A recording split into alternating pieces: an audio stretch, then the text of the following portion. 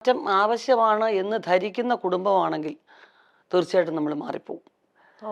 കാരണം നമ്മൾ വന്നിരിക്കുന്ന ഒരു ലൈംലൈറ്റിൽ നിൽക്കുകയാണ്, അവിടെ പ്രത്യേക പെരുമാറ്റം വേണം എന്നൊക്കെ നമ്മളെ ഓർമ്മിപ്പിക്കുന്ന ആൾക്കാരല്ല എൻ്റെ വീട്ടുകാർ. എന്ത് പറ്റിയത്, പുതിയതായിട്ട് സംസാരമൊക്കെ മാറി വരുന്നു എന്ന് നമ്മളെ ഓർമ്മിപ്പിക്കും. ഓ. മനസ്സിലായി. അതുകൊണ്ട് തന്നെ ഞാൻ പറഞ്ഞു, എനിക്ക് ഇപ്പം എൻ്റെ ഈ മുട്ടുവേദന വന്ന് ഇപ്പം എൻ്റെ ഡോക്ടർ പറഞ്ഞു, ഒരു കാര്യം ചെയ്യും, നിങ്ങൾ കഴിയുന്നത് ഈ 2 കാലും കൂടെ ഇങ്ങനെ തൂക്കിയിട്ടിരിക്കരുത്, നീര് വരും. അപ്പോൾ ഒരു കാലിൻ്റെ മുകളിൽ ഒരു കാല് വെച്ച് അങ്ങനെ ഇരിക്കൂ. പക്ഷെ എൻ്റെ വീട്ടിൽ സമ്മതിക്കത്തില്ല. എന്ത് പറ്റി മക്കളെ, കാല് ഭാരമായിട്ട് തോന്നുന്നോ, എന്ത് പറ്റി കാലുമേ കാലിട്ടൊക്കെ ഇരിക്കുന്നതെന്ന് ചോദിക്കും.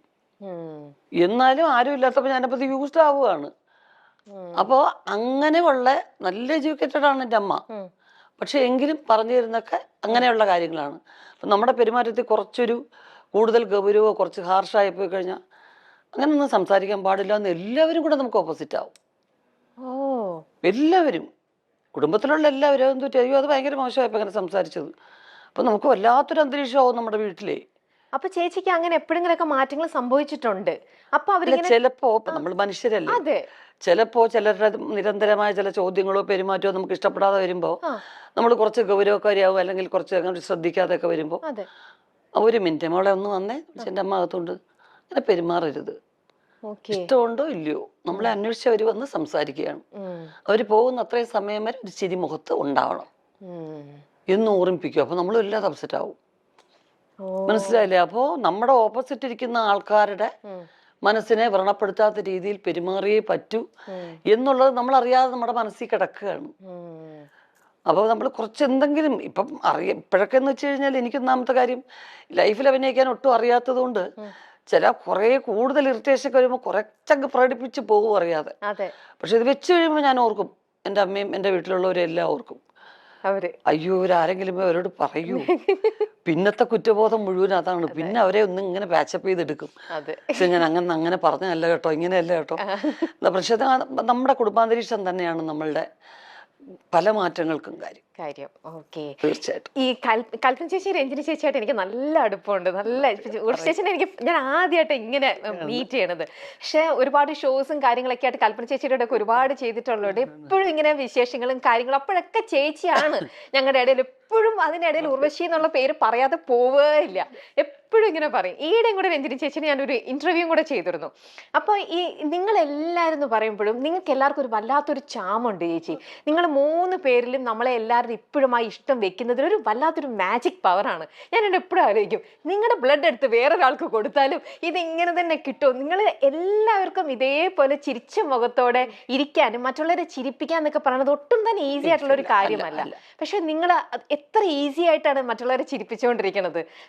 ആ ഒരു സം magic power runs in the blood എന്നൊക്കെ പറയുന്നത്. അത് എൻ്റെ അമ്മ തന്നെയാണ് അതിന്റെ കാരണം. അച്ഛനും വളരെ സരസനായിരുന്നു, കലാകാരനായിരുന്നു. രണ്ടുപേരും ആർട്ടിസ്റ്റ് അല്ലേ. അറിയാം. അപ്പൊ അത് തന്നെയാണ് ബേസ്. പക്ഷെ അമ്മ എപ്പോഴും ചിരിക്കാനും ചിരിപ്പിക്കാനും ഇഷ്ടമുള്ള ആളായിരുന്നു. ഇപ്പോഴും അത് തന്നെയാണ്. നമ്മളൊക്കെ ഇങ്ങനെ എല്ലാവരും കൂടി ഇരുന്ന് ഗൗരവത്തിൽ സംസാരിക്കുന്നത് എൻ്റെ അമ്മയ്ക്ക് ഇഷ്ടമല്ല. എന്തെങ്കിലും കുറച്ച് ഭയങ്കര ഗൗരവമുള്ള ഈ കരച്ചിൽ പടങ്ങളൊന്നും എൻ്റെ അമ്മ കാണത്തില്ല. മക്കളെ മാറ്റത്, ആ ചാനൽ മാറ്റുക, അല്ലെങ്കിലേ ഉണ്ട് നമുക്ക് പ്രശ്നങ്ങൾ. ഇത് കരഞ്ഞുകൊണ്ടിരിക്കാൻ വയ്യ. ഉള്ളൊഴുക്ക് കണ്ടിട്ടില്ല എൻ്റെ അമ്മ, കലശേച്ചി കണ്ടിട്ടില്ല, എൻ്റെ വീട്ടിൽ ആരും കണ്ടിട്ടില്ല. അങ്ങനെയുള്ള എൻ്റെ സിനിമകളും കാണത്തില്ല. അങ്ങനത്തെ ഒരു പ്രശ്നമുണ്ട്. അപ്പൊ അമ്മയ്ക്ക് റെസ്ലിംഗ് കാണത്തില്ല എൻ്റെ അമ്മ. എൻ്റെ അമ്മ പറഞ്ഞ് മനസ്സിലായിരുന്നു, ബ്രദേഴ്സൊക്കെ അതൊക്കെ ഒരു അവര് കറക്റ്റായിട്ട് റിഹേഴ്സൽ ചെയ്തിട്ട് അമ്മ ചെയ്യുന്നത്. അതൊന്നും അവർക്ക് അങ്ങനെ നോവത്തൊന്നുമില്ല. അതെല്ലാം അവർ പ്രാക്ടീസ് ചെയ്യണത്. വേണ്ട മനുഷ്യൻ കൂടെ അടിച്ച് ചാവുന്നത് കാണാൻ വയ്യ. അവൻ നെറ്റിന്റെ മുകളിൽ കയറി താഴെ അവൻ്റെ നെഞ്ചത്തോട്ട് ചാടുന്നു, വേണ്ട എനിക്ക് കാണുകയോ വേണ്ട എന്ന് പറയും. അപ്പൊ അത്രയും ഒരു പോസിറ്റീവ് അറ്റ്മോസ്ഫിയർ ഇഷ്ടപ്പെടുന്ന ഒരാളാണ് എൻ്റെ അമ്മ. ഇതൊക്കെ ആക്ടിങ് ആണെന്ന് അറിയുന്ന ഒരാള്, ഒരു ആക്ടറും കൂടിയാണ്. എന്നിട്ടും ഇങ്ങനെ അല്ലേ ചേച്ചിക്ക്? അപ്പൊ ഇതിനോടുള്ള ചേച്ചിയുടെ കാഴ്ചപ്പാട് എങ്ങനെയാ? തീർച്ചയായിട്ടും അതൊരു പരിധി വരെയും കറക്റ്റാണ്. പക്ഷെ എനിക്കൊക്കെ എന്ന് വെച്ച് കഴിഞ്ഞാൽ ഒരുപാട് അങ്ങ് അഭിനയിക്കാൻ പറ്റത്തില്ല. അപ്പൊ എന്ത് ചെയ്യും, നമ്മള് കണ്ടിട്ടുള്ള ഏറ്റവും പരിധി ഒട്ടും ഗൗരവമില്ലാത്തങ്ങ് സംസാരിച്ചേക്കുക.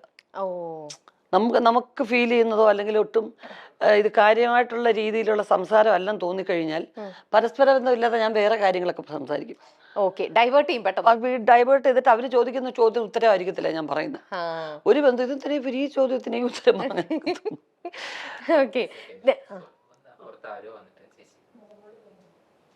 വന്നിട്ടുണ്ടോ? മക്കളെ ഓടിവാടാ, അമ്മയുടെ കുഞ്ഞാണ്ട. മക്കളെ രമ്യ ചേച്ചി അറിഞ്ഞൂടെ? Hi Ramya, nice meeting you. കുറച്ചേരെ മക്കൾ അമ്മയ്ക്കും കൂടെ അധികം സ്പൈസി ഇല്ലാത്തെന്തെങ്കിലും അമ്മയ്ക്കും കൂടെ ഓർഡർ ചെയ്യാം. അമ്മ കുറച്ച് വിളിച്ചു കുഞ്ഞിനും കൂടെ ഓർഡർ ചെയ്തോ. മേളിലുണ്ടോട്ടാ, എല്ലാം വലിച്ചു വാരിയിട്ടേക്കാ മുകളിലത്തെ റൂം കേട്ടാ. ചേച്ചി, നിങ്ങളുടെ കൂടെ ഏറ്റവും കൂടുതൽ നർമ്മം അല്ലെങ്കിൽ ഭയങ്കര എന്താ പറയാ ഹ്യൂമർ സെൻസും കൗണ്ടറൊക്കെ പറയണത് നിങ്ങളിൽ ആരാ? ഇല്ല, കൽപ്പന ചേച്ചി.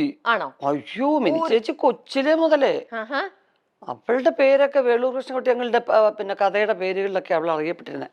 ആൾക്കൂട്ടത്തിൽ ഏലിയമ്മ അങ്ങനെയൊക്കെയാ വിളിച്ചിരുന്നത്. കാരണം വെച്ചാൽ എവിടെ ആൾക്കൂട്ടോ ബഹളം ഉണ്ടെങ്കിൽ അവിടെ അതിൻ്റെ ഇടയ്ക്ക് വരും. എന്താ അങ്ങളെ കാര്യം, എന്നിട്ട് ന്യൂസ് എത്തിക്കാനാ.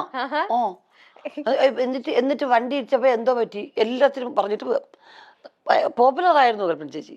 ഇപ്പൊ കൊച്ചില് ചെറുപ്പം മുതൽ അങ്ങനെ തന്നെയായിരുന്നു. ഞാൻ ഈയിടെ രഞ്ജിനി ചേച്ചിയുടെ ഒരു ഇന്റർവ്യൂ എടുത്തിരുന്നു. കല ചേച്ചി, നിങ്ങളുടെ വീട്ടിൽ ഏറ്റവും കൂടുതൽ ഹ്യൂമർ സെൻസ് ആർക്കായിരിക്കും? കൽപ്പന ആണല്ലേ? പിന്നെ രഞ്ജിനി ചേച്ചി ഇത് തന്നെയാ പറഞ്ഞേ. നല്ലോണം ഇമിറ്റേറ്റ് ചെയ്യും. നമുക്ക് തോന്നും ആ ആളാണോ നമ്മുടെ മുമ്പിൽ ഇരിക്കുന്നതെന്ന് തോന്നും. സുന്ദരമായിട്ട് ഇമിറ്റേറ്റ് ചെയ്യും. ഓ, അവര് നടക്കുന്ന പോലെ. അത് ചെറുപ്പം മുതലേ എല്ലാവരും ഇമിറ്റേറ്റ് ചെയ്യും. എൻ്റെ അച്ഛൻ്റെ അമ്മ അമ്മയ്ക്ക് അങ്ങനെ വലുതായിട്ട് സിനിമയൊന്നും കാണത്തില്ല. ഈ ഭക്തി സീരിയലൊക്കെ മഹാഭാരതമൊക്കെ എന്ന് പറഞ്ഞ് തമ്പുരാനേ അതേ വാസുദേവായ എന്നൊക്കെ പറഞ്ഞ് മന്ത്രമൊക്കെ ജപിക്കും. പണ്ട് മഹാഭാരതത്തിന് ഒരു ഗ്ലോബൊക്കെ വരുമല്ലോ. അപ്പോൾ അത് പറ്റിക്കുക. ഉമ്മ എണീക്കുമ്മ കൃഷ്ണൻ മരുന്നമ്മ എണീക്കുമ്മ തമ്പുരാനെ എന്തൊക്കെ അതിലൊക്കെ തൊഴും. അത് വേഷമാണോ ഇതാണെന്നുള്ള അത്ര ഇന്നസെന്റ് ആൾക്കാരായിരുന്നു നാട്ടുപുറത്തെ ശരിക്കും. അപ്പൊ രണ്ടുപേര് ഹഗ് ചെയ്യുന്നത് ഫിലിം ഒട്ടിച്ചിട്ടാണെന്നാണ് മിനി ചേച്ചിയെ പറഞ്ഞു ധരിപ്പിച്ചിരിക്കുന്നത്. ഓ, കാരണം ഇതൊക്കെ എല്ലാം ഒറിജിനലാണെന്ന് പറഞ്ഞാൽ ഞങ്ങളൊക്കെ അഭിനയിക്കല്ലേ. എന്തുവായത് ഇങ്ങനെ അങ്ങ് കെട്ടിപ്പിടിക്കുവോ, എന്തൊരു മോശമായത്, അത് മാറ്റത് പിള്ളേർ വഷളാവാതെ എന്ന് പറയും. അപ്പൊ ഉടനെ ഞങ്ങളൊരു അമ്മമ്മ അങ്ങനെയല്ല അമ്മമ്മ, ഇവിടെ ഒരാൾ നിൽക്കും ഇവിടെ എന്നിട്ട് ഈ ഫിലിം ഇങ്ങനെ ഒട്ടിക്കും അമ്മമ്മ എന്ന് പറഞ്ഞ് പറ്റിക്കും. മിനി ചേച്ചി ഇത് പറഞ്ഞ് അഭിനയിച്ച് പറ്റിക്കുന്നേ. എന്നിട്ട് പക്ഷെ വർഷങ്ങൾക്ക് ശേഷം എനിക്കത് ഒരനുഭവത്തിൽ വന്നു. അപ്പൊ ഞാൻ ആലോചിച്ചു, അയ്യോ പണ്ട് മിനി ചേച്ചി പറഞ്ഞൊരു തോന്നുന്നു. കാരണം മുരളിച്ചേട്ടൻ ഞാനും കൂടെ വെങ്കലത്തിലൊരു സംഗതി വരും. അപ്പൊ വെങ്കലത്തിലൊരു ഭയങ്കര മൊശടനായിട്ടുള്ള ഒരാളായിട്ടാണ് മുരളിച്ചേട്ടൻ. കല്യാണം വേണ്ട. അപ്പൊ ഒരു ഫസ്റ്റ് നൈറ്റ് സീക്വൻസ് ആണ്. അപ്പൊ ഞാൻ കൊച്ചാട്ടാന്നാ വിളിക്കുന്നത്, എന്റെ ബന്ധുവും കൂടാ. കൊച്ചാട്ടൻ എൻ്റെ കൂടെ ലവ് സീൻ അഭിനയിക്കാൻ വലിയ പാടാണ്. അപ്പൊ ഞാനും പറഞ്ഞു ഞാനും ലവ് സീൻ അഭിനയിക്കാൻ ഭയങ്കര മോശം, അത് പറഞ്ഞെങ്കിലും അറിയാം. പങ്കിള് പറഞ്ഞു ഇപ്പൊ ഇത് എടുക്കാണ്ടിരിക്കാൻ നിവൃത്തിയില്ലല്ലോ. പിന്നെ ഇങ്ങനെ ആലോചിച്ചിട്ടാണ് എൻ്റെ ഒരു ശില്പം വെച്ചിട്ട് എൻ്റെ ദേഹത്ത് തൊടുന്നതും ഒക്കെ ആ ശില്പത്തിനെ തൊടുന്നതായിട്ടാണ് കാണിച്ചിരിക്കുന്നത്. പിന്നെ രണ്ടുപേരും ഇങ്ങനെ ഹഗ് ചെയ്യുന്നൊരു സീക്വൻസ് ഉണ്ട്. അതിന് മുരളിച്ചേട്ടൻ അത്രയും ദൂരം അവിടെ, ഞാനിവിടെ, രണ്ട് ഷാഡോ പ്ലേ പോലെ. കറക്റ്റ് മുരളിച്ചേട്ടൻ അവിടെ നിന്ന് ഇങ്ങനെ എണീറ്റ് വരും ആ ഭാഗത്തുനിന്ന്, ഞാൻ ഇവിടുന്ന് ഇങ്ങനെ എണീറ്റ് പോവും, എന്നിട്ട് ഹഗ് ചെയ്യും. നിഴല് കാണുമ്പോ രണ്ടുപേരും അടുത്തിരുന്ന് ഹഗ് ചെയ്യുന്ന പോലെ.